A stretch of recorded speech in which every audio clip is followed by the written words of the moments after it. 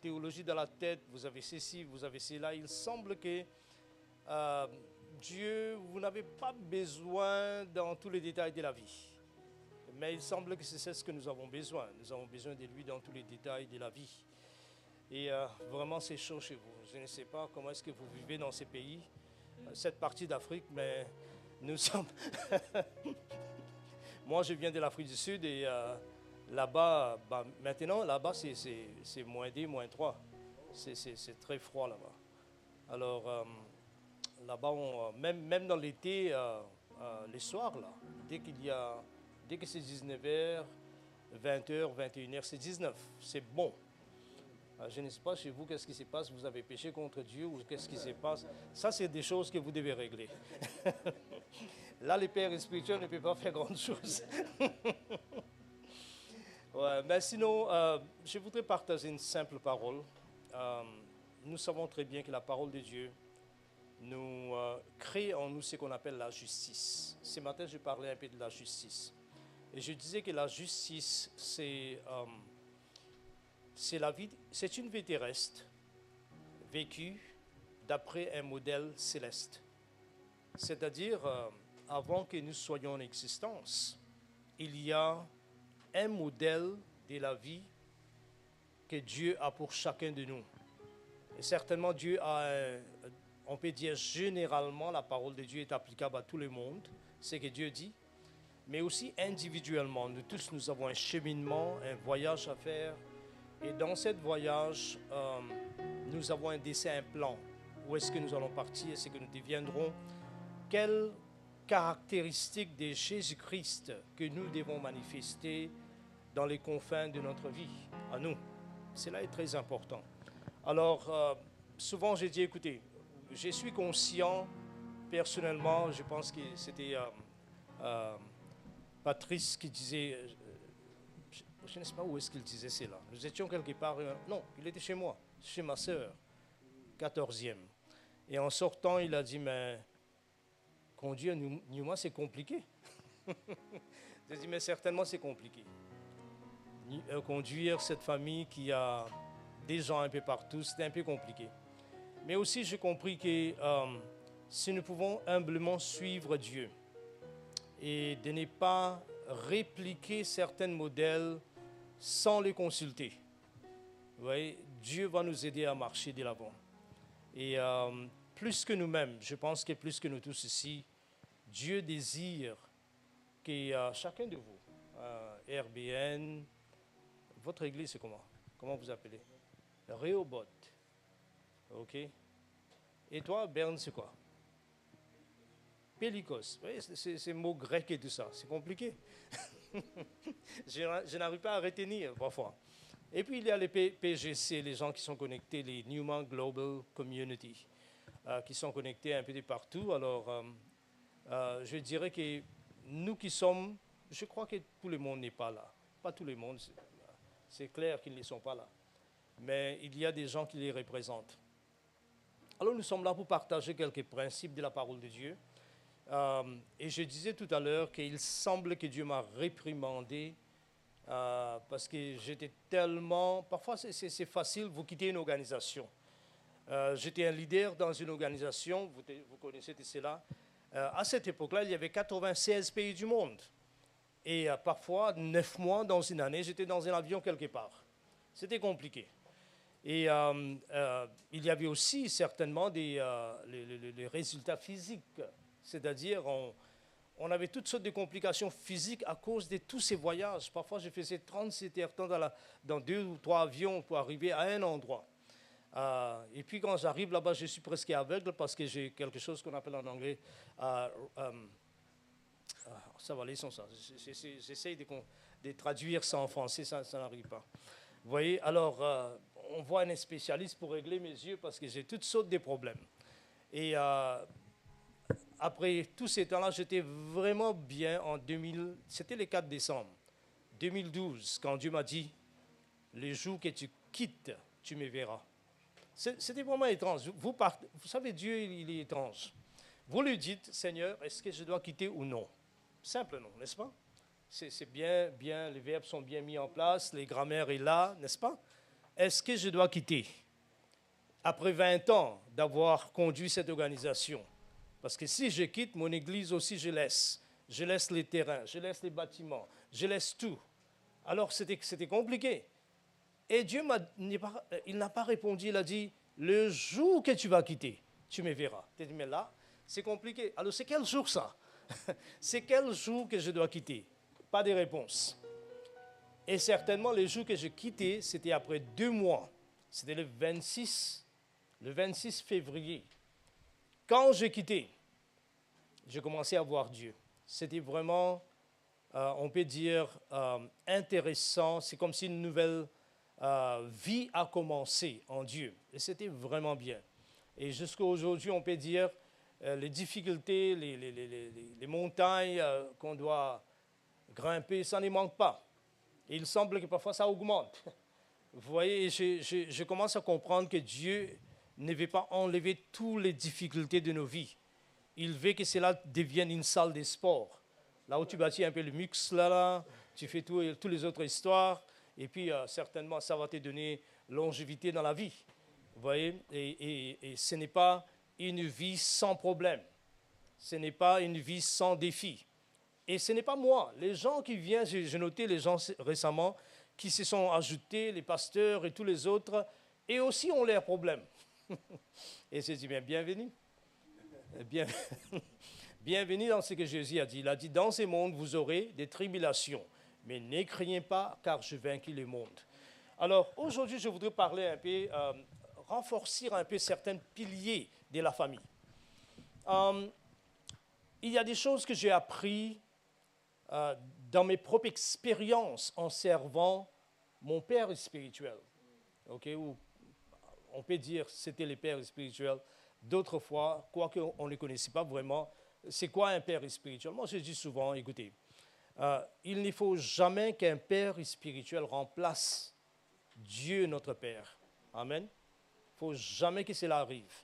Parce que dès que nous sommes dans une position, on n'a plus de crainte ou plus de respect pour un père, disons pas biologique, mais spirituel, que Dieu lui-même. Là, nous avons un problème. Ça, c'est la première chose. La deuxième chose, c'est que nous tous, nous avons besoin des pères spirituels.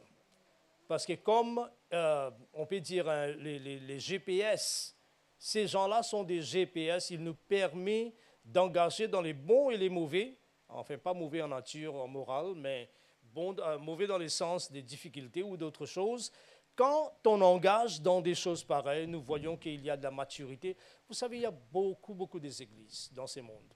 Ici, en France, il devait y avoir beaucoup d'églises. Moi, je ne connais pas tellement, mais là, mercredi, je suis parti chez moi. Vous voyez, j'entre dans mon parcelle, il y a des lions qui promènent, il y a les zébras et les zèbres et tous les autres sont là. D'accord? Vous ne croyez pas? Demandez-lui, il était chez moi. Je blague. Mais c'est juste à l'entour. Là. Alors, moi, j'entre, mais je sais qu'il y a beaucoup d'églises, là où les gens viennent, ils adorent, ils chantent, ils dansent, l'atmosphère est au max, et tout cela. Mais après 5 ans, vous les verrez, ils n'ont jamais grandi. 5 ans, ils sont les mêmes. Leur caractère, leur colérique, leur manque de patience, tout autre chose. Leur jugement, la sagesse n'a pas pénétré la tête. C'est toutes sortes de complications. Et je vous dis cela comme quelqu'un qui, parfois, ces mois-ci là, c'est le 3e pays donc je suis là. C'est le 3e pays. J'ai passé 2 semaines à l'île Maurice, conférences, rencontres des pastorales. Je suis parti à votre extension là, l'île de la Réunion, conférence terminée. Je fais cela. Donc je connais les églises. C'est ce que je veux dire. Je connais les églises. Je connais la vie des gens. Je connais un peu ce qui se passe dans les mondes et dans l'Église. Et nous voyons que nous avons ces mêmes modèles qui répètent dans la plupart des églises. C'est pourquoi nous, dans notre famille, je vais utiliser Newman Global Family, dans lequel RBN se trouve et tous les autres, Pélicos et Rehoboth, vous tous vous retrouvez dans cette famille que je conduis. Dans notre famille, notre intérêt, ce n'est pas de devenir quelqu'un. On est déjà quelqu'un en Christ, n'est-ce pas? On n'a pas besoin de devenir quelqu'un. Nous sommes là pour que chaque personne, ça c'est notre tâche spirituelle et responsabilité, que chaque personne puisse maturer, ressembler Christ, accomplir les destins de leur vie. Il y a une raison pour laquelle Dieu nous a créés. Découvrir ces raisons, exécuter ces raisons. Ça, c'est le but, afin qu'un jour, quand vous présentez devant le Christ, il peut dire « bon et fidèle serviteur ». N'est-ce pas? Ça doit être notre but important.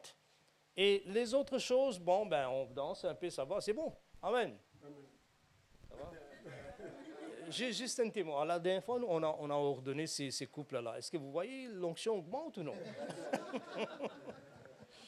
OK. OK. Bon. C'est important. Alors, ce soir ou cet après-midi, je voudrais vous parler un peu de la famille. Ça va? Un peu quelques images de la famille. Et puis, je vais vous montrer aussi que c'est important pour nous, les hommes et les femmes, de toujours, peu importe ce que nous sommes, même moi, de toujours chercher quelqu'un qui est, bon, quelqu'un que je peux respecter, qui a de la maturité, n'est-ce pas? Quelqu'un qui est positionné afin que je puisse connecter dans sa vie. Alors, pour vous simplifier cela, il y a quelque chose que je parlais ce matin, il y a l'onction, que tout le monde connaît, tous les pentecôtistes connaissent l'onction, tous les charismatiques connaissent l'onction. En effet, on vit par l'onction, et les manifestations et tout ça. Mais ce que nous ne connaissons pas, c'est la grâce. Alors, il y a deux mots qui sont les plus grandes ressources de l'Église. Deux mots qui décrivent en effet les ressources, les plus grandes ressources de l'Église. La première, c'est l'onction, n'est-ce pas? Christ était oint. D'ailleurs, son nom, c'était Messie. Messie signifie « celui qui est oint ». Son nom grec, c'était Christ, ou en grec, c'était Christos, qui signifie, c'est lui, encore une fois, c'est lui qui est né, oint. Nous connaissons cela. Mais maintenant, c'est la chose qui est importante, même les jours de l'inauguration de son ministère, il a dit, l'Esprit du Seigneur est sur moi, car il m'a oint. Et puis il a donné une liste des choses qu'il va accomplir ou exécuter parce qu'il est oint. N'est-ce pas? Ça, nous connaissons. Mais il y a une autre dimension que je voudrais aujourd'hui vous introduire, mais parler un peu comment Dieu administre la grâce. On peut dire que l'économie, toutes les ressources, les bonnes choses que Dieu a pour nous dans la Bible, n'est pas gérée par l'onction, mais gérée par la grâce.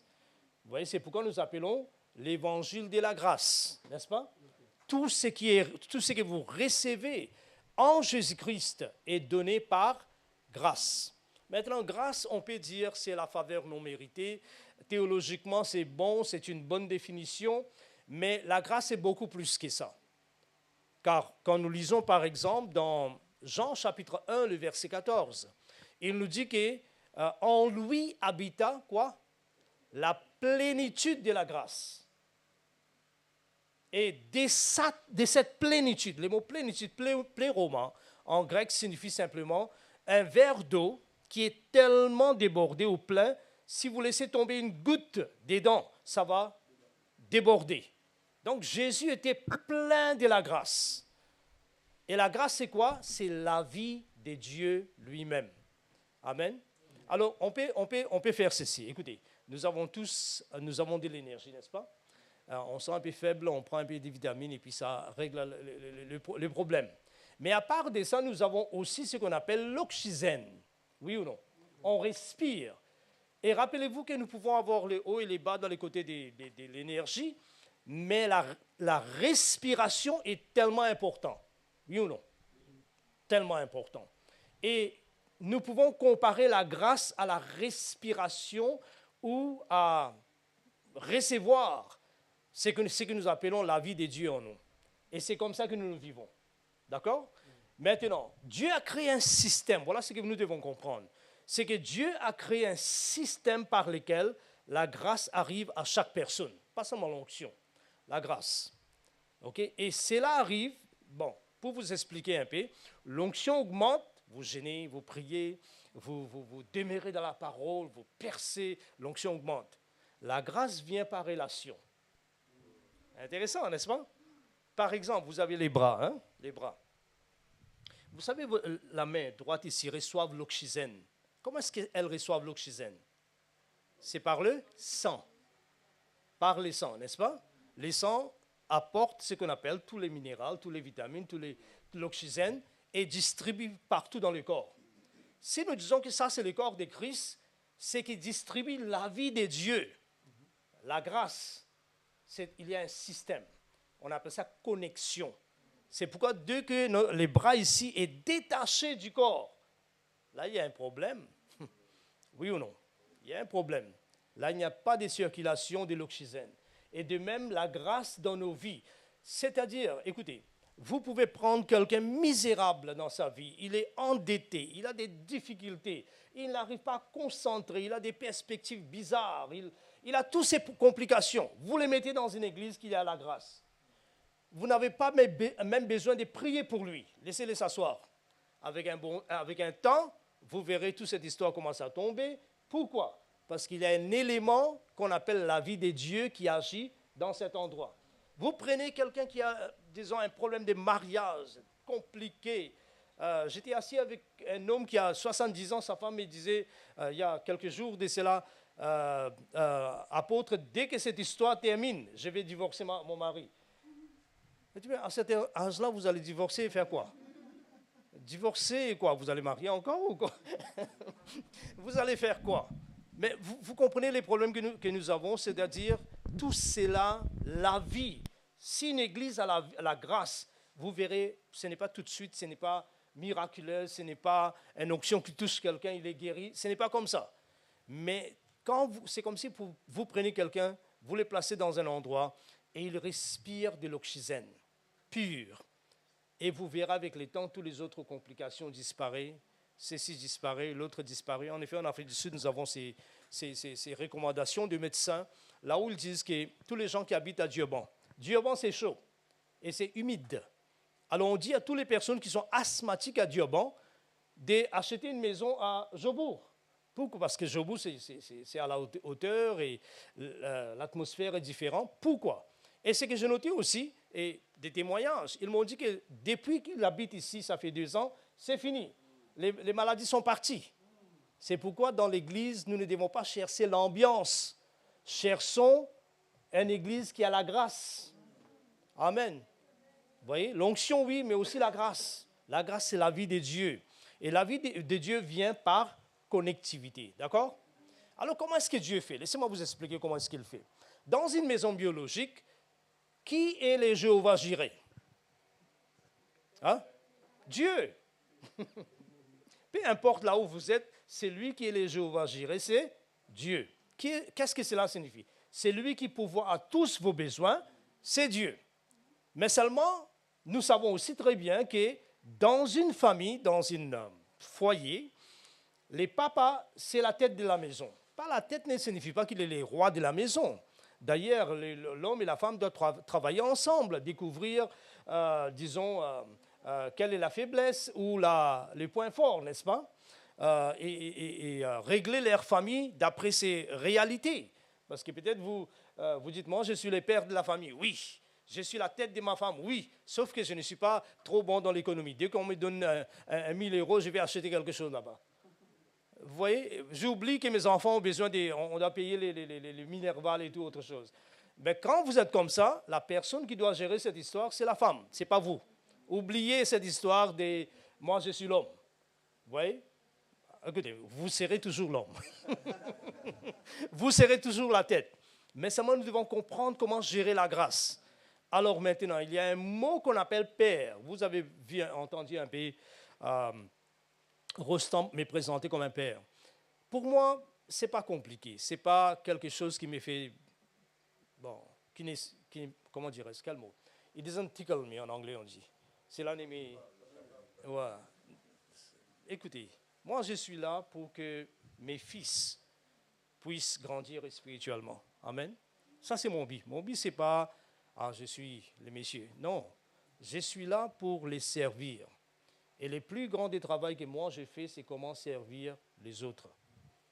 Vous comprenez cela? Parce que d'ailleurs nous sommes des serviteurs de Dieu. Et nous servons Dieu en servant les gens. N'est-ce pas? C'est comme ça qu'on sert. Nous devons avoir l'humilité et une compréhension des réalités spirituelles. C'est ça ce qui fait que la grâce augmente, il y a les poids qui augmentent. Dans ces jours-ci, je notais que je ne prépare même pas mon message. Je suis en train de parler, on n'a pas encore lu un verset de la Bible. Parce qu'il y a des choses que Dieu veut parler qui viennent directement et puis pas avec trop de bruit. Souvent, je ne pense pas que crier, sauter va vraiment faire grandir l'Église. Je me souviens, il y avait une dame qui s'appelait Catherine Kuhlman. Je ne sais pas quelqu'un, si vous avez entendu parler d'elle, hein, Catherine Kuhlman. Elle était en train de prêcher, j'ai entendu dans ses vidéos, elle disait, vous savez, les bruits, ce n'est pas égal à la puissance. Il a dit, si les bruits étaient égaux à la puissance, mon père avait un Ford, une voiture, ancienne voiture, qui fumait beaucoup et qui faisait beaucoup de bruit, mais qui était comme un charrette de bœuf. Ça n'allait pas, ça ne bougeait pas. Si la force était égale à, disons, les bruits, sauter, crier comme un pasteur qui crie souvent. Et moi, rappelez-vous, moi j'ai vécu en RDC 12 ans. Je connais toute cette histoire. Il n'y a rien que vous pouvez m'enseigner que je ne connais pas. Vous voyez? Je me souviens un jour, un pasteur m'a appelé à prêcher. J'étais assis devant. Alors l'homme, les podiums étaient là. C'était enfin quelque chose comme ça, mais en fer. Alors il court là-bas. Il transpire parce que c'était en tôle là. Et c'était chaud. Il court là-bas, il revient, il frappe. Et à un moment, il a cassé l'histoire. Et soi-disant, ça c'était la puissance. Après, il m'a appelé parce qu'il croyait qu'il était en train de me préparer pour prêcher là. Après, quand je viens, j'ouvre ma Bible, je parle. L'homme me regarde, il dit, mais là, il n'y a pas de l'onction. Il n'y a pas de l'onction. Non. Jésus, quand il parlait, vous ne saurez même pas s'il prêche. Il parlait, mais il y avait parole de la vie qui sortait. Les gens étaient transformés, les miracles qui se faisaient. Pas parce qu'il a crié beaucoup. Nous devons apprendre tout ça. Maintenant, le mot « Père » est très important. Pourquoi? Parce que Père nous parle des représentations. Alors Dieu, il est plein de la grâce, mais pour la distribution de la grâce, dans n'importe quel domaine, dans une église, dans une famille, dans n'importe où ça, il place un père. C'est comme ça que le père devient la tête de la maison ou de la famille, n'est-ce pas? Non pas qu'il... bon, je ne vais pas parler dedans, ça c'est un autre enseignement sur le mariage. Mais il devient la tête. Et c'est comme ça que les gens qui vivent sous sa couverture, si c'est un bon père qui représente Dieu, les gens vont avancer dans la vie. Okay? Mais si lui qui représente Dieu ne les représente pas convenablement, là, les gens seront misérables. Amen. Alors, je peux demander à Patrice, tu es misérable? Non. Non. Alors, ouvrons notre Bible. Voyons un peu quelques versets. Ça va? Allons un peu dans Ésaïe chapitre 22. Je vais vous montrer un peu ici, dans une vision d'Ésaïe, ou dans la parole du prophète Ésaïe, Dieu est en train de parler comment il va ressourcer la ville de Jérusalem. Amen. C'est une ville. Et cela parle aussi de nous. Alors il nous dit dans le verset 20.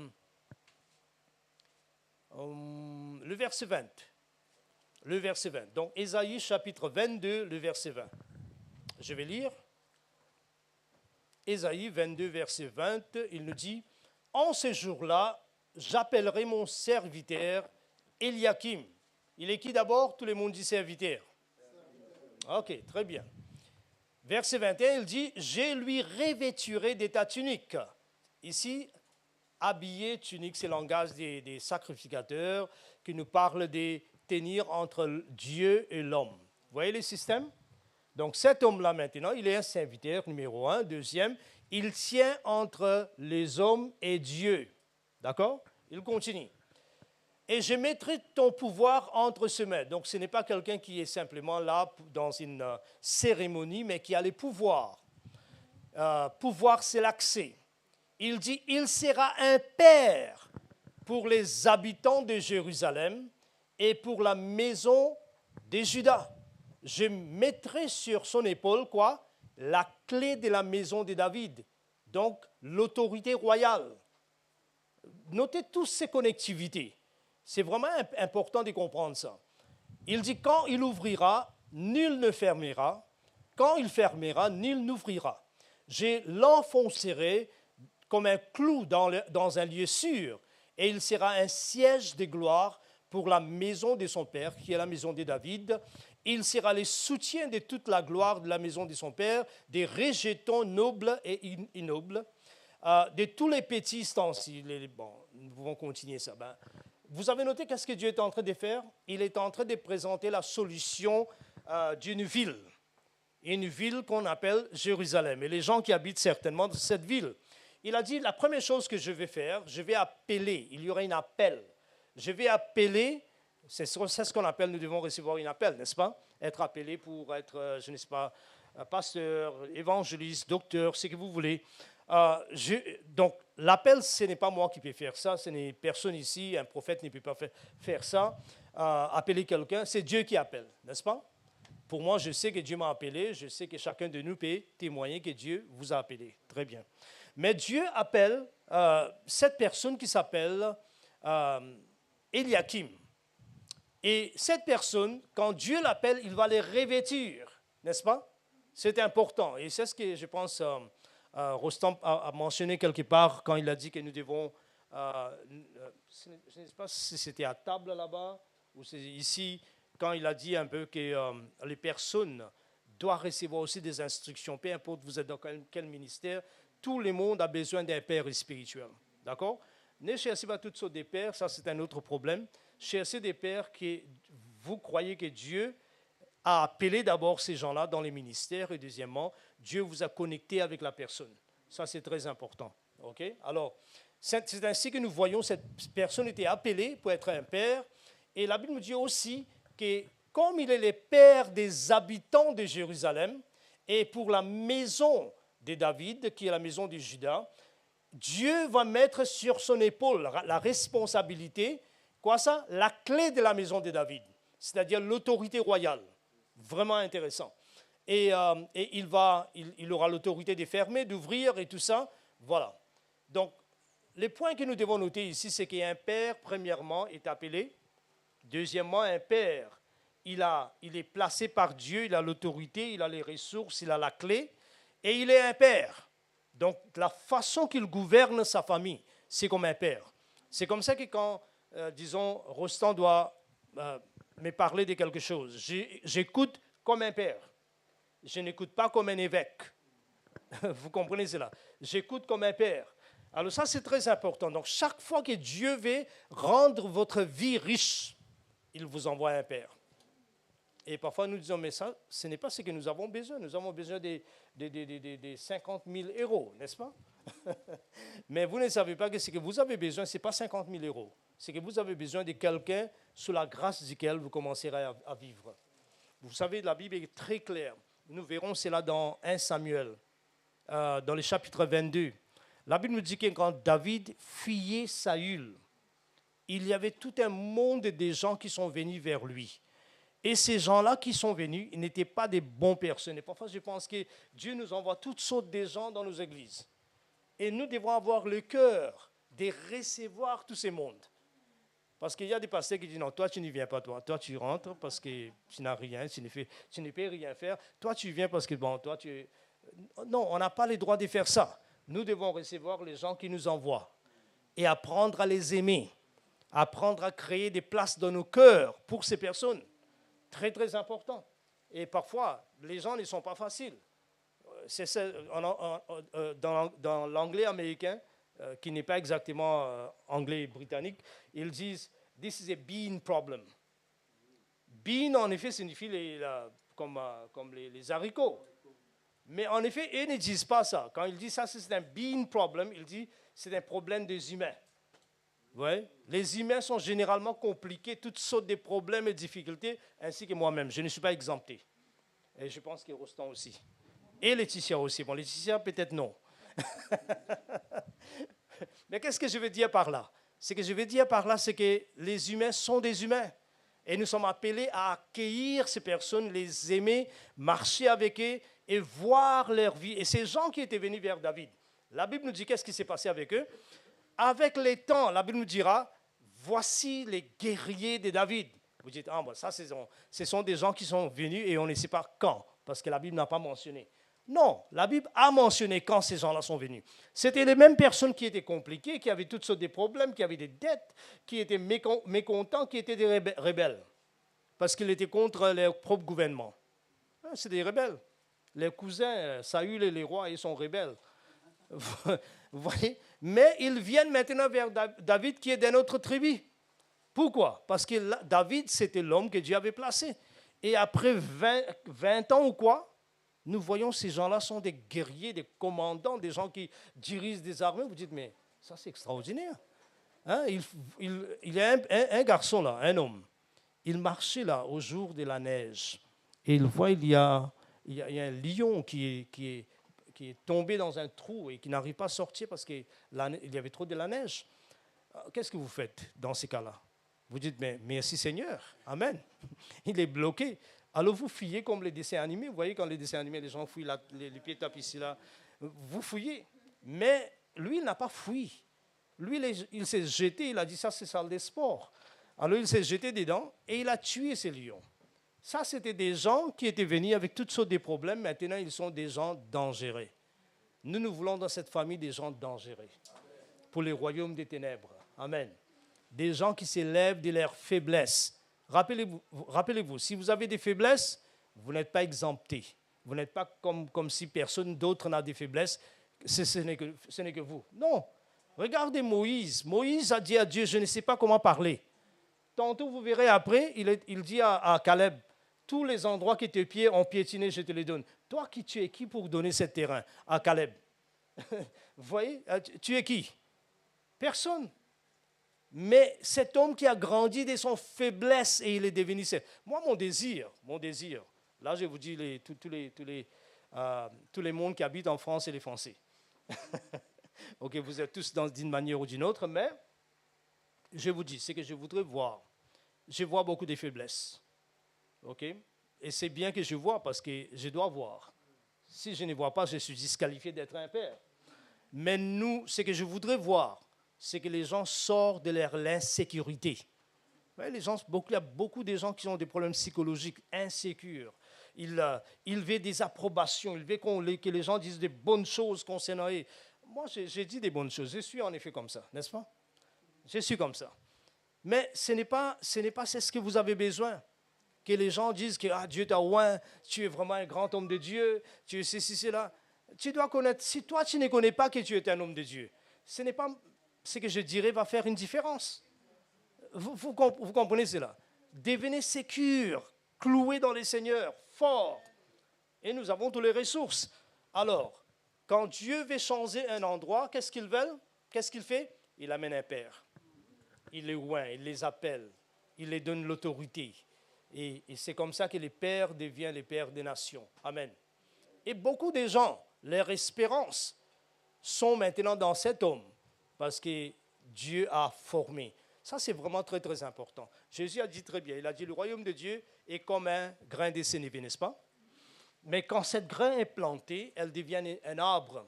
Les oiseaux du ciel viennent abriter. Vous savez, il y a combien d'oiseaux il y a dans ma tête ici? Sur moi, beaucoup d'oiseaux. Hein? Et quand je dis des oiseaux, ce sont des gens qui n'avaient pas de l'espérance, mais maintenant, ils courent avec vitesse parce que je suis leur père. Et je suis là pour les encourager, pour les aider. Amen. OK, lisons quelques versets encore. Je vais vous montrer un peu comment Dieu a soulevé un problème de famine dans un pays avec un père. Comment est-ce qu'il a fait ça? Alors, bon. OK. Lisons d'abord Genèse chapitre 49. Ici, c'est la bénédiction de Jacob sur Joseph. Et il dit, Genèse 49, le verset 25, lisons à partir du verset 25. C'est l'œuvre du Dieu de ton Père qui t'aidera. Amen. Intéressant, n'est-ce pas? L'œuvre de qui? Du Dieu de ton Père qui l'aidera. Car l'œuvre du Tout-Puissant qui te bénira des bénédictions des cieux en haut et des bénédictions des eaux en bas, des bénédictions des mamelles du sein maternel, verset 26, les bénédictions de ton Père, singulier, s'élèvent au-dessus des bénédictions de mes pères, jusqu'à, et là c'est Jacob qui parle, il dit à Joseph, la bénédiction que moi je te donne ton Père est plus grande que la bénédiction qu'Abraham m'a donnée, ou qu'Abraham a donnée parce qu'il y a une accumulation, d'accord? Il dit, jusqu'à la cime des collines éternelles. Quelle soit la tête de Joseph sur le sommet de la tête des princes de ses frères. Alors, regardons bien ce qu'il nous dit ici. Il nous dit qu'elle est la bénédiction de ton Père. Parce que c'est ça l'avantage. Imaginez-vous, on vous prend maintenant, on vous met dans un, je ne sais pas, dans un endroit très éloigné d'ici. En France, il n'y a rien, il n'y a que des brousses. Et on vous dit commencez la vie, mariez-vous, élevez des enfants. Vous savez que c'est impossible, n'est-ce pas? Parce que d'ailleurs, pour marier, vous devez avoir un autre humain à côté, qui n'existe pas dans ces lieux.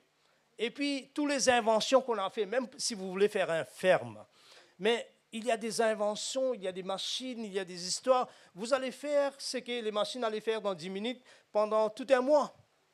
Alors, la vie seule n'est pas facile. Alors, dans ces cas-là, Dieu dira que c'est la bénédiction de ton Père. Parce que lui, il vient avec la bénédiction de son Père et de ses grands-pères et tout ça. Et il a dit très bien ici que la bénédiction de ton Père est plus grande que la bénédiction de mes pères. Et cette bénédiction va t'élever. Maintenant, regardons un peu comment est-ce que Joseph a compris cela. Quelle était sa compréhension? Donnez-moi un instant. OK, dans le chapitre 45, Genèse 45. Après, je vais vous amener quelque part là où je vais terminer. Ça va? Une histoire. Là où je vais terminer. OK. Donc, chapitre 45, le verset 4. Le verset 4, la Bible nous dit, Joseph dit à ses frères, approchez-vous de moi. Tout le monde dit, approchez. En lisant ce chapitre, vous allez comprendre que Joseph est en train de dire, écoutez, vous êtes étrangers dans ces pays. Moi, je suis le gouverneur de ces pays. Approchez-vous de moi. Moi, j'ai la grâce, vous n'avez pas. C'est moi que Dieu a envoyé, vous n'êtes pas envoyé. Vous êtes venus parce que vous avez des besoins. Dieu m'a envoyé, vous êtes arrivés. Alors, approchez-vous de moi. C'est pourquoi c'est important de vivre près en relation avec des gens qui portent la grâce. Amen. D'accord? Vous avez des gens dans vos maisons, dans vos églises qui portent une grâce. Ayez des respects, des révérences pour ces personnes. Ayez une relation. C'est important. Moi, je dirais, écoutez, à tous ceux qui m'écoutent dans des PGC, la prochaine fois que je viens ici, je sais que vous êtes à Strasbourg, vous êtes à Luxembourg, vous êtes un peu partout. Prenez des congés. Je veux que tout le monde soit ici. Vous voyez? Et personne ne déplace quand je suis là. Pourquoi? Parce que comme moi, je vous donne un exemple comment servir Dieu. Amen. Vous aussi servez Dieu comme moi je sers. Vous n'êtes pas l'exception. Amen. Faites un peu des sacrifices. Moi, je crois les mots servir d'une manière sacrificielle est très important. Parce qu'il n'y a aucun monde, aucun pays a été bâti. Même ici en France, il y a des gens qui ont donné leur vie pour que vous soyez assis tranquille. Oui. Il y a des gens il y avait des guerres. Vous connaissez un peu l'histoire, n'est-ce pas? Qu'est-ce qui s'est passé dans l'année 1600 et avant ça? Tout le monde. Je suis assis en Afrique du Sud à Jobourg, je conduis ma voiture, je promène partout, mais je sais qu'il y a des gens qui ont donné leur vie pour que moi je puisse trouver une maison dans un endroit là où autrefois je ne pouvais pas trouver une maison. Vous comprenez cela? Donc c'est important de comprendre comment servir Dieu dans notre temps. Et moi, mon problème, c'est ceci. Écoutez, tous les jeunes, écoutez-moi. Il ne faut pas embrasser l'esprit de notre temps. Vous savez, l'esprit de notre temps, c'est que vous pouvez avoir un doctorat en histoire du monde dans 10 minutes sur les TikTok.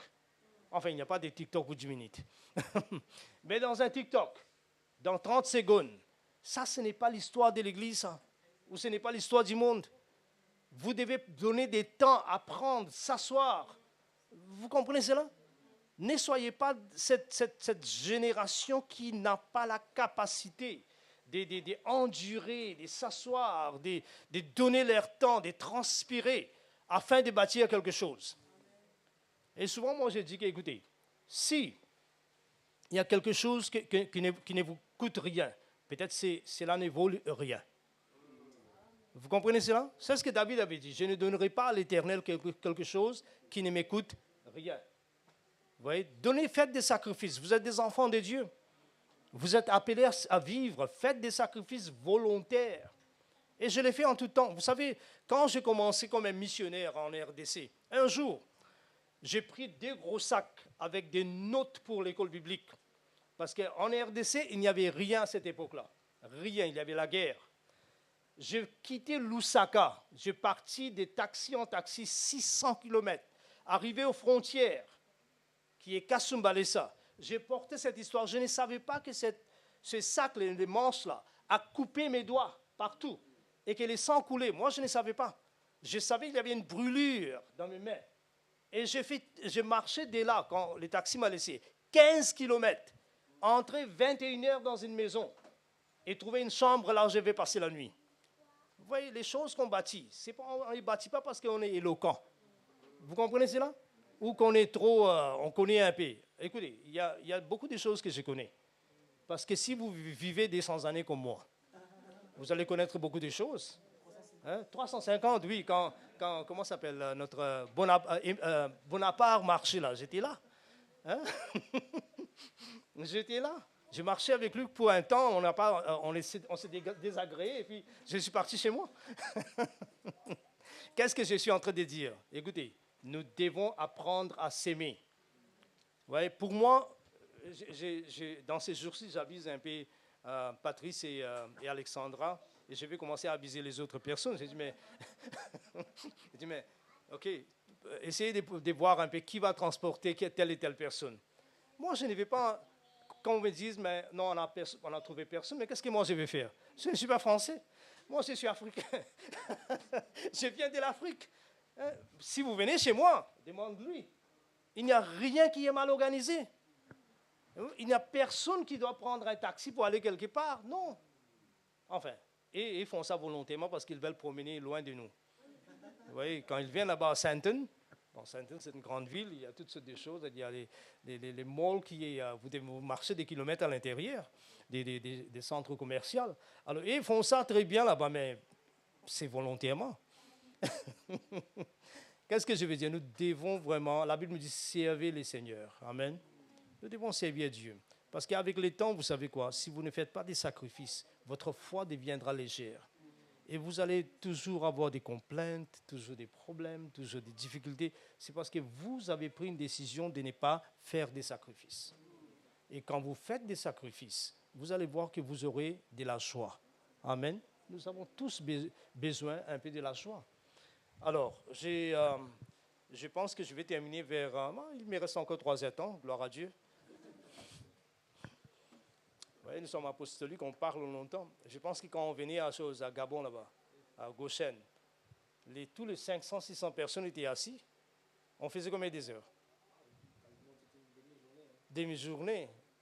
Et j'ai parlé demi-journée. Mais l'une des expériences que j'ai ratées, c'était l'expérience de Paul. Personne n'est tombé, il est mort.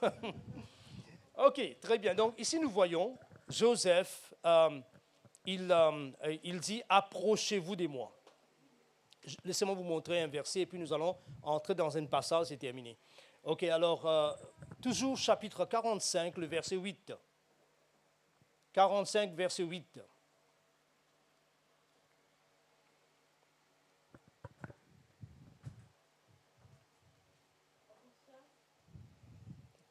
Ok, donc Genèse 45, le verset 8, il nous dit « Ce n'est pas donc que vous m'avez envoyé ici, mais c'est Dieu. Il m'a établi père des pharaons, maître de toute sa maison et gouverneur de tous les pays d'Égypte. » J'ai dit ceci, écoutez, simple. Joseph est en train de dire, écoutez, ce n'est pas vous mes frères, parce qu'eux avaient peur que leur père, qui est Jacob est mort. Joseph va prendre vengeance. Et quand ils sont venus, ils ont dit, mais écoutez, notre père nous a dit que tu dois nous pardonner et tout ça. Qu'est-ce qu'il a dit? Il a dit, ce n'est pas vous qui m'avez envoyé. Je réinterprète mon histoire. Tous les mal que j'ai eu, c'est pas toi, c'est pas toi, c'est pas toi. Nous tous, nous devons faire ça. N'est-ce pas? Il y a beaucoup de gens qui nous ont causé du mal. Qu'est-ce que nous devons faire? Garder dans le cœur et les maudire tous les jours? Non. Laissez les gens, laissez-les partir s'ils étaient méchants, qu'ils soient méchants pour eux-mêmes. N'est-ce pas? Qu'est-ce que nous devons faire? Libérer nos cœurs, soyez guéris. Il ne faut pas qu'il y ait des gens malades spirituellement dans l'Église, avec toutes sortes des colères, des manières qu'ils ont développées, des sentiments à cause de leur expérience. On n'est pas victime de nos expériences. On a besoin de délivrance psychologique. Vous voyez, vous n'êtes pas une victime de ce qui vous est arrivé. Certainement, il y a tant de gens qui ont fait mal. Réinterprétez votre histoire. Vous êtes là parce qu'eux ont fait ça. Moi, je suis là où je suis, parce qu'il y a des temps, vraiment, je n'avais pas besoin de l'argent du tout. Bon, même aujourd'hui, je n'ai pas besoin de l'argent. Je n'ai demandé, est-ce que j'avais demandé de l'argent? Non. Vous voyez, je ne fais pas ça. Pourquoi? Ben, ça ne dit pas que vous ne devez pas donner, parce que moi, je donne. Je donne à mon père. Je viens de donner là juste avant, parce que je viens de faire 3 semaines à l'île Maurice et je suis entré ici. Je donne. Tout de suite, je calcule, je donne tout ce qu'il faut donner, et puis j'envoie quelque chose à telle personne, quelque chose à telle personne, quelque chose à telle personne. Pourquoi? Parce que ce sont des gens qui ont besoin un peu de finances. Amen. Mais qu'est-ce que je suis en train de dire? C'est important de comprendre que Dieu, quand il veut dans ces cas, dans les cas de Joseph, c'était comme ça. Il a dit, ce n'est pas vous qui m'avez envoyé, j'interprète cette histoire. C'est Dieu qui m'a envoyé. Même si c'était esclave, comment je suis arrivé ici, c'est Dieu qui m'a envoyé. Ça, c'est un. Et qu'est-ce que cela fait de Joseph? Un apôtre, un envoyé. C'est ça, c'est le mot apôtre. Okay? Et deuxièmement, il dit, il m'a établi comme père de Pharaon. Pourquoi? Parce que Pharaon ne peut pas gouverner l'Égypte et pouvoir à manger à chaque personne. Les ressources n'est pas entre ses mains. C'est pourquoi il avait besoin de Joseph comme son père, son couverture. Joseph est devenu son couverture, il a écouté ses conseils, et voilà maintenant, il a nourri son peuple pendant 7 ans de la famine.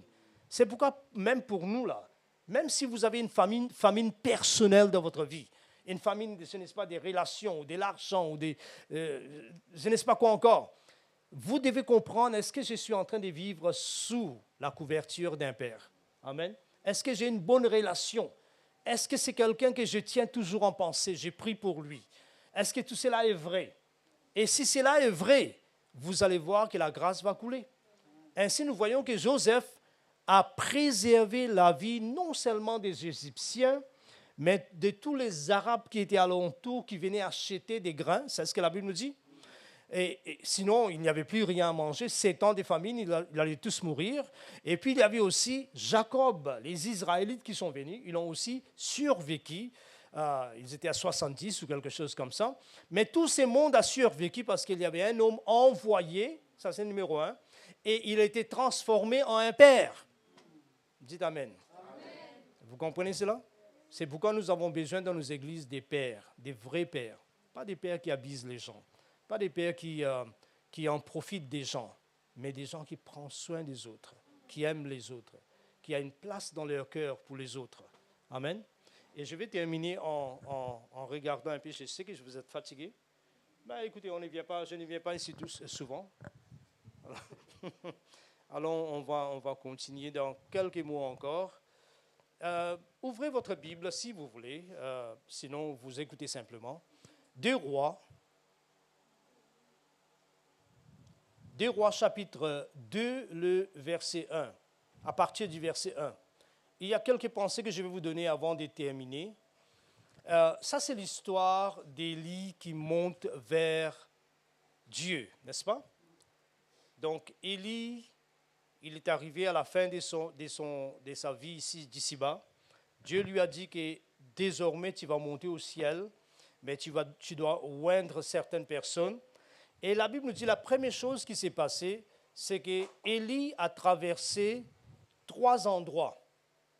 Mais il n'était pas seul. Il avait un fils avec lui qui devrait être les responsables, qui deviendra les responsables. Il s'appelait Élisée, n'est-ce pas? Ok, très bien.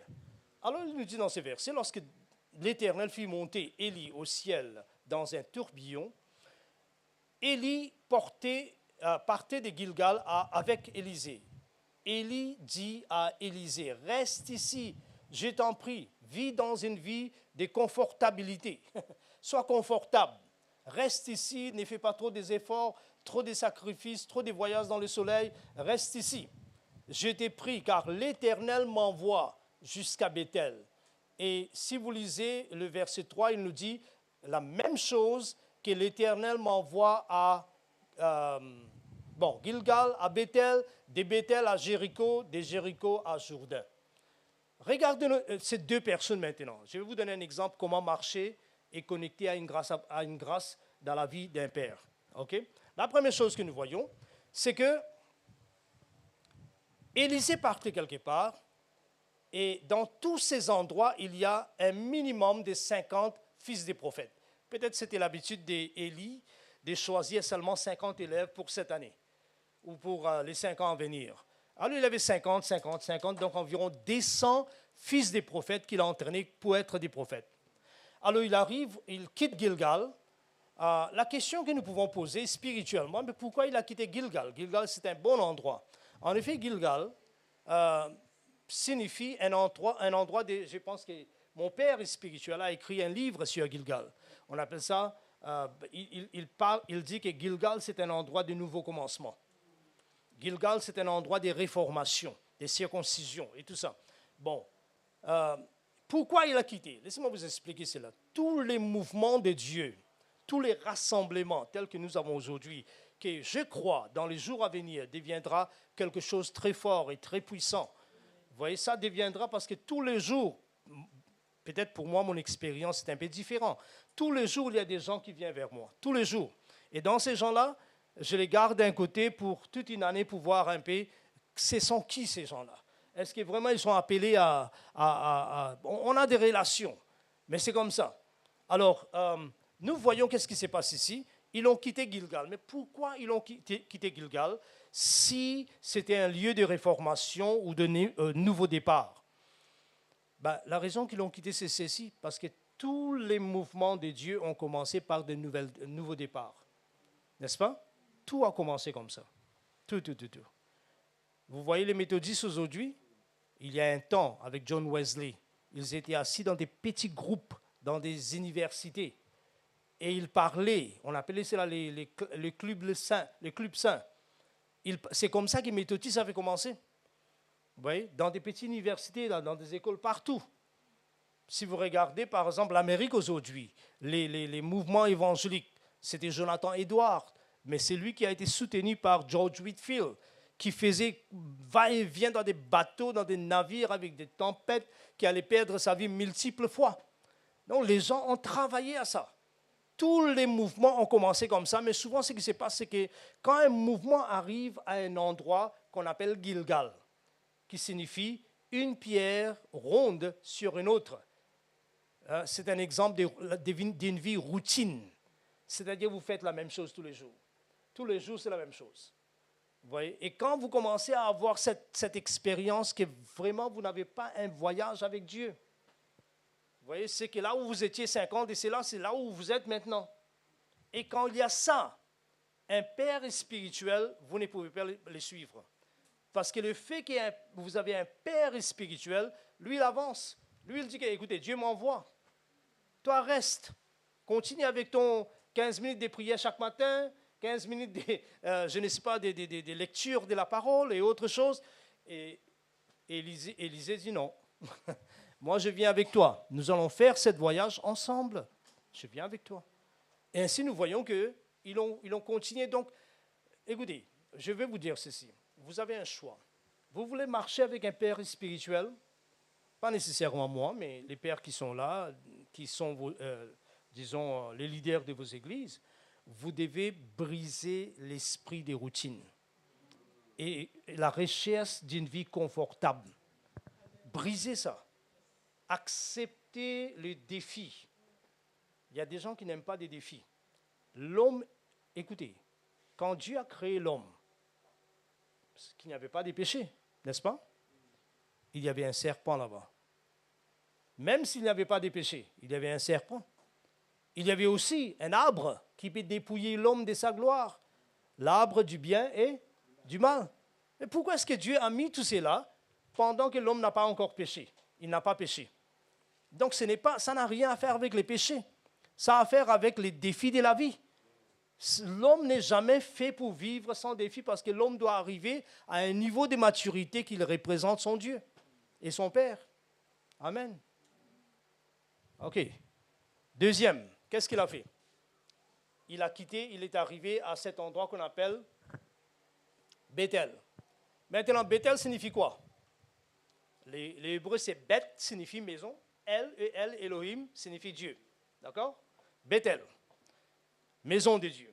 Mais pourquoi il a voulu quitter maison de Dieu? Maintenant, si vous lisez quelques versets, par exemple, je vous donne un verset que vous pouvez écrire et je quitte, je ne vais pas trop parler ici. 2 Rois, chapitre 10, le verset 29. 2 Rois 10, 29. Pendant que cet événement ici se passe, Bethel n'est plus la maison de Dieu. Vous comprenez? Il y avait un homme qui s'appelait Jéroboam. Il s'est révolté au temps du fils de Salomon. Et qu'est-ce qui se passe? 2 Rois, chapitre, nous avons dit quoi? 10, 29. Qu'est-ce qui se passe avec lui? Dieu lui promet, il a fait des promesses exactement comme David. Cet homme deviendrait éternel, immortel. Et qu'est-ce qu'il fait? Il tombe dans l'insécurité. Il regarde les gens qui partent dans le sud, dans ces royaumes qui étaient encore dans la main des fils de David. Il regarde, il dit non. Un beau jour, ces gens-là vont tous s'accrocher là-bas au temple et avec l'autre roi. Pourtant, lui, il a 10 tribus ou 9 tribus et demie dans sa main. Et que l'autre a seulement 2 tribus et demie. Il n'a pas pu faire confiance en Dieu. Mais il y a beaucoup de gens qui n'arrivent pas à faire confiance. Moi, je vous dis, écoutez, Dieu vous dit quelque chose, comme on dit en anglais, you can take it to the bank. Tu peux amener ça à la banque et trouver ton argent. Tu dois être sûr, quand Dieu dit quelque chose, c'est fini. Il n'y a pas rien à ajouter. Cet homme-là n'a pas cru. Il a pris 2 vaches. Il avait 2 entrées pour aller vers le sud.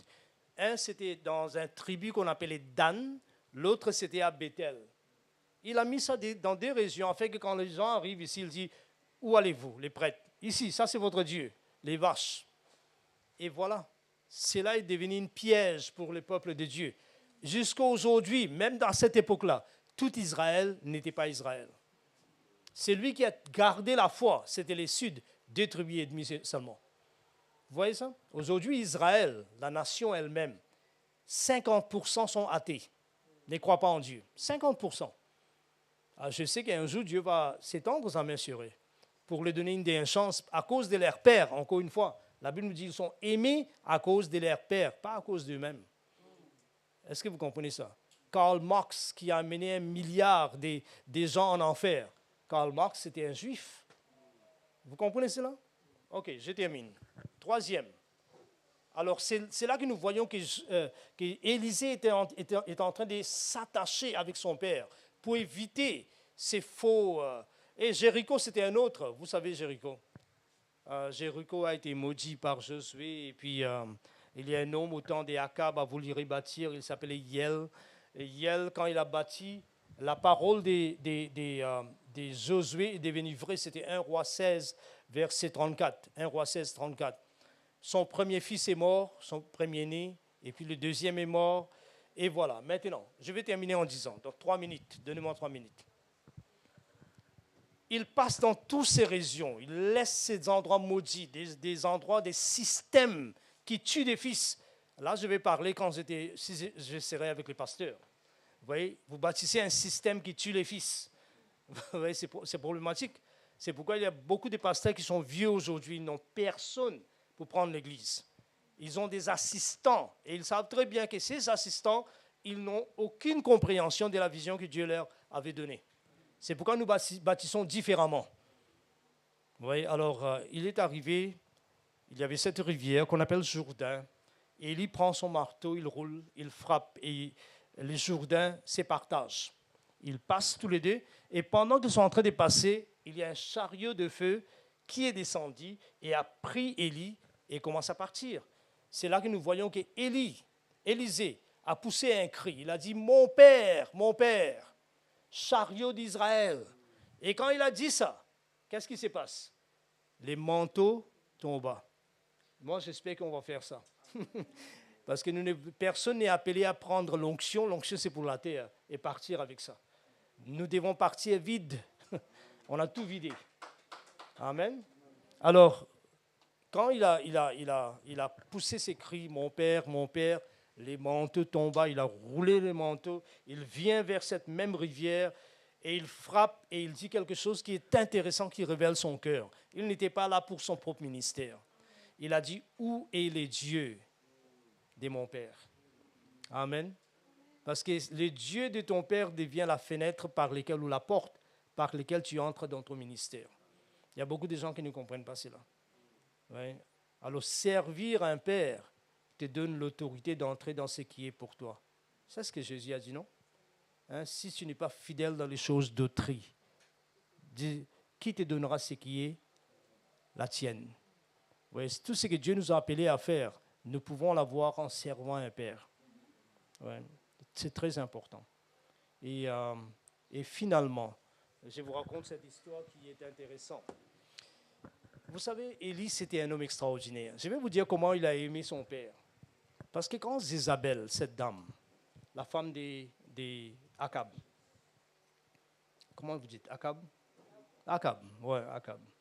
La femme d'Akab, quand il a poursuivi Élie, Élie a fui et il s'est distancé, disons, des 40 jours de marche. Parce qu'un ange avait fait un peu de gâteau, ça c'est une bonne chose. Et il avait dit, ben, mange parce que tu as une grande distance à partir. Il est entré là-bas. Il s'est réfugié dans une cave dans le désert. Pendant qu'il était là, je termine avec cette histoire. La Bible nous dit qu'il y avait un vent qui a déchiré le désert. Et la chose intéressante avec les prophétiques, c'est qu'on discerne que toutes les manifestations n'est pas de Dieu. Amen.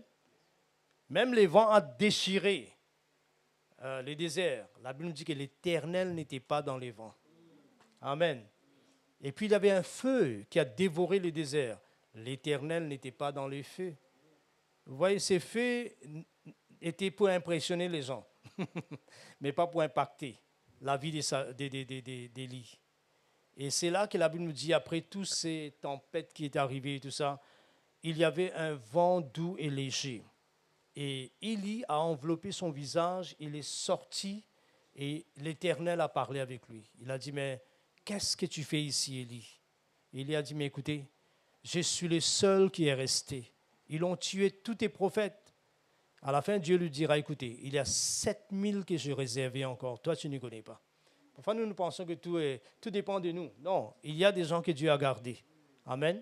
Et qu'est-ce qui se passe? C'est là que Dieu va lui donner une dernière, on peut dire, assignment, c'est-à-dire tâche, disons. Il a dit, va oindre Ben-Hadad, Jéhu, et ton fils spirituel, Élisée. Va oindre ces personnes. Parce que Dieu savait qu'Élie, c'est pourquoi vous verrez qu'Élie et Élisée marchent. Ils ont fait 30 kilomètres. Mais ils n'ont rien dit, à part de cette parole qu'ils ont échangée quand l'autre disait, mais toi tu restes. Il dit, non, je ne reste pas. Ils n'ont rien parlé. Pourquoi? Parce que cet papa, il a perdu son onction. Il a perdu son onction. Et Élisée, de l'autre côté, comme un fils, son cœur est brisé parce que son père a perdu toute l'onction. Et celui qui a détruit son onction, c'était une dame qui s'appelait Jézabel. Et là, on peut dire que c'est des personnes qui marchent avec des pleurs, des larmes dans les yeux. Ils marchent d'un endroit à l'autre. Et Élie savait, et à un moment, Élisée disait, mais qu'est-ce que tu veux, toi? Pourquoi tu me suis partout? Moi, je quitte aujourd'hui. Il a dit, donne-moi double portion de ce que tu as. Il y a des gens qui pensent double portion et double portion. Mais vous savez pourquoi Élisée a demandé double portion? Numéro 1, il voulait être les premiers-nés. Il voulait prendre la responsabilité de ce qu'Élie allait laisser. Ça, c'est un. Deuxième raison, il a pensé, il a dit, si toute l'onction que j'ai, c'est l'onction de mon père, cette dame a vaincu cette onction. Moi, j'ai besoin d'un double afin que je puisse la vaincre. Et il a réussi cela parce qu'Élie lui a dit, si tu me vois partir, tu auras tout ce que tu as demandé.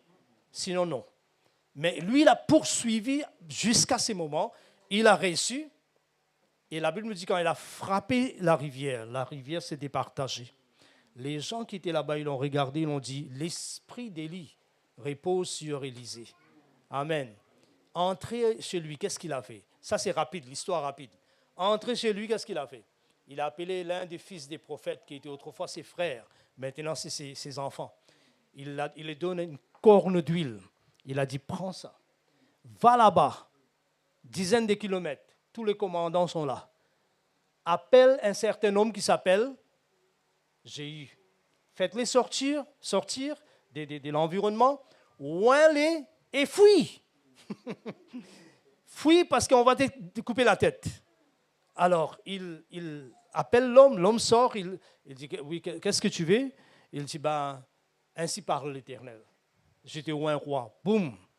Et puis il dit, attrape ça un peu, s'il vous plaît. Attrape ça un peu. Et puis, il y avait de la fumée. L'homme est parti, de la poussière. L'autre entre, on lui dit, mais qu'est-ce que ce fou vient de dire? Il a dit, mais il m'a dit que je suis le roi. Tout le monde a dit, mais long vive, quoi ça? Comment vous dites? Long vie, ce n'est pas quoi encore, ça va. Long live the king. Alors, qu'est-ce qui se passe? Il prend son chariot, il part. Et là-bas, il y a Jézabel et le roi de Juda, ainsi que le roi d'Israël. Et quand il vient, on l'envoie quelqu'un pour les rencontrer, pour lui demander, mais est-ce que tu viens en paix? Il a dit, mais qu'est-ce que tu as avec la paix? Monte. Monte à l'arrière, tu n'as rien à faire avec la paix. Là, ce n'est pas le jour de la paix. Alors, il continue, c'est ainsi qu'il arrive là, il trouve Jézabel là-haut. Il dit à ses eunuques, il a dit, qui est pour moi là-bas? Tout le monde a levé la main parce que ça, c'est Jéhu, le général. Tout le monde lève la main, il dit, jetez cette dame. Et la dame a été jetée par terre, elle est morte, celle qui a tué l'onction de son père. La vengeance a été prise. La dame est tombée et la Bible nous dit que les chiens sont venus lécher le sang de Jézabel selon la parole d'Élie. Amen. Vous voyez comment les pères et les fils travaillent ensemble? Ça, ce n'est pas des petits contrats qu'on fait, des relations. Demain, on dit ça, c'est mon père. Après, non, demain, toi, Dieu m'a montré que tu n'es pas mon père. Toi, tu es mon père maintenant. Et puis, après quelques temps, non, Dieu m'a montré que tu n'es plus mon père. L'autre, mais ça, on est en train de jouer avec les choses de Dieu. Amen. Alors, mettez-vous debout, je vais prier pour vous. Tout cela pour vous dire que nous sommes une famille. Amen. Et qu'il y a des principes par lesquels la grâce doit venir vers vous. Amen. Vous êtes les héritiers de la grâce que Jésus a reçue sur la croix. Et ça coule au travers des familles. Amen. Lèvons nos mains. Notre Père, nous te bénissons, Seigneur Dieu, ce soir. Je te remercie de ce que, Seigneur, tu nous as donné ta parole. Et merci de ce que tu as fait de nous une famille. Une famille, Seigneur Dieu, qui peut porter tes desseins, tes plans, dans le monde entier. Une famille qui agit, qui exécute le plan et les desseins du royaume de Dieu. Je demande ta grâce dans la vie de chaque personne. Je demande dans tous les coins, dans toutes les sphères, dans tous les secteurs, tous les confins de leur vie, Seigneur, que tu puisses les rendre puissants. Qu'ils soient puissants, qu'ils te représentent, que dans cette église et dans les églises que nous sommes, que Seigneur, la grâce soit communiquée et qui produise la maturité, qui produise l'image de Dieu, qui produise et augmente la grâce et qui produise l'impact dans nos environnements. Père Saint, je te demande ta grâce dans la vie de ton peuple. Bénis-les, Seigneur. Amène ta miséricorde dans leur vie. Je demande que ceux qui ont besoin d'être guéris physiquement, qu'ils soient guéris au nom de Jésus-Christ. Maintenant même, ceux qui ont des problèmes qui les troublent au niveau mental, je demande qu'ils soient libérés. Je brise la puissance satanique qui est en train de les troubler et de les déconcentrer de ce cheminement et de ce mouvement. Je demande, Seigneur, que tu puisses augmenter la force et l'énergie spirituelle de chaque personne. Je demande que tu puisses renouveler la détermination de faire ta volonté. Qu'il y ait une zèle, Seigneur Dieu, qui augmente parmi ton peuple. Un esprit, Seigneur, de te servir. Un esprit de sacrifice et sacrificiel. Je demande, Seigneur Dieu, que les faiblesses qui ont été produites par les expériences du passé soient enlevées. Que les plaies soient guéries, Seigneur Dieu.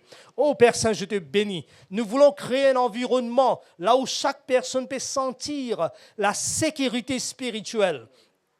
Oui, Seigneur, que nous tous, nous vivons dans un monde sécure, sécurisé par ta parole, par tes principes, sécurisé par ton Saint-Esprit. Je demande, Seigneur, que tu puisses bénir les familles. J'ai prié pour les hommes, Seigneur, celles qui sont connectées en ligne et celles qui sont là en présence.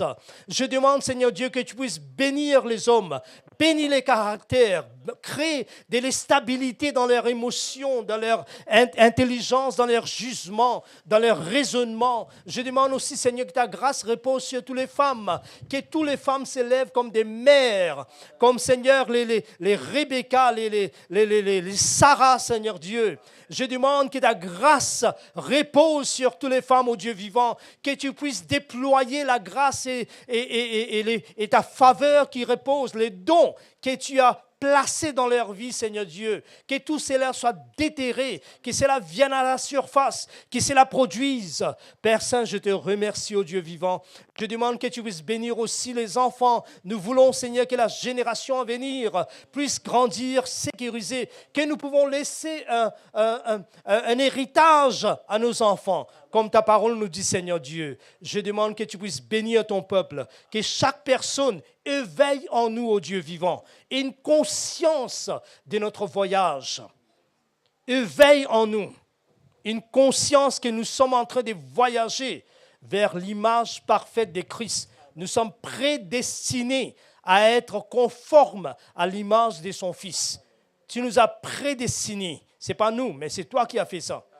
Éveille en nous cette conscience, que cela soit ancré dans notre esprit, implanté dans tous les pas que nous allons faire dans la vie, toutes les décisions que nous prenons dans cette vie, Seigneur, que cela soit planté dedans, afin que nous pouvons faire des chemins droits, des chemins justes. Père, je bénis chaque personne et je menace toutes les forces qui les menacent. Toutes les forces qui les menacent, je les menace aussi, Seigneur, afin que ton peuple, tes enfants qui t'aiment, soient libres et qu'ils puissent te servir librement. Je te remercie, ô Père Saint. Je te bénis. Je te glorifie, ô Seigneur. Je demande que pour 2 minutes seulement, tournez-vous vers quelqu'un, saisissez leurs mains et priez pour la personne. Priez en 2 personnes, en Père. Priez un peu pour la personne.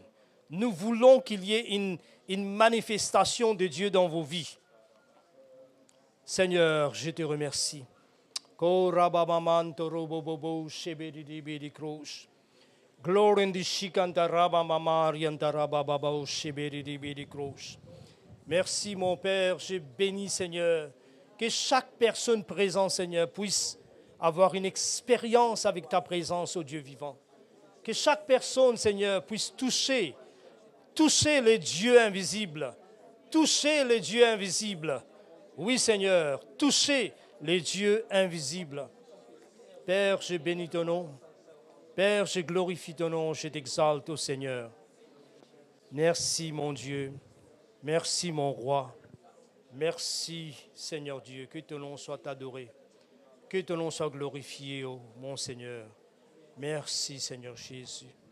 Alléluia. Chanta raba mama rirobobobosh. Bledi karara mama riantorobobosh. Ebedi debedi krosh. Lord, we bless you. We bless your holy name, my God and my Savior. Koraba mama riantorobobobosh. Shebedi debedi rwanda laurendi shebledi debedi krosh. Glory to your name, O Heavenly Father. May your name be exalted, O King, our sovereign King, our Lord. May your name be exalted, the King of Kings and the Lord of Lords. May your name be exalted, O Father. Oui, Seigneur Jésus, nous prions qu'il y ait une croissance spirituelle, mais aussi numérique, Seigneur, dans ton Église. Dieu puissant, je t'adore. Dieu puissant, je te bénis. Dieu puissant, je te glorifie.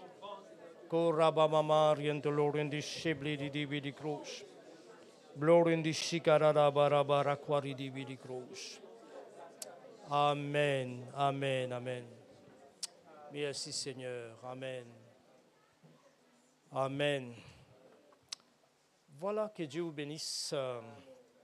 C'était vraiment une joie de parler avec vous.